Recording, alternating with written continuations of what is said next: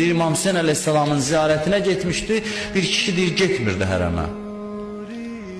Hərəmə getmirdi. Uzaqdan ziyarət eləyirdi, getmirdi. Ziyarət eləməni də heç görmürdü. Elə həyətində gəzirdi o yandan. Biz de fikirləşdik ki, bu yəqin ki, başqa əqidələrdir, yalandan gəlib bura nəysə başqa məqsədi var. Çünki bu Əhl-i Beyti sevən olsa, gəlib Kərbəlada İmam Hüseyni ziyarət eləməyə bilməz.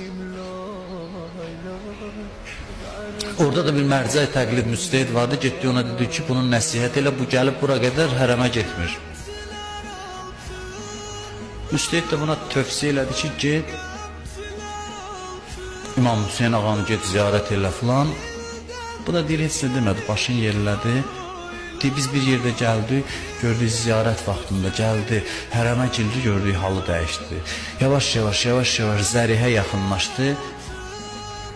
Qətligahda o İmam Hüseyin əleyhissalamın o başı bədənindən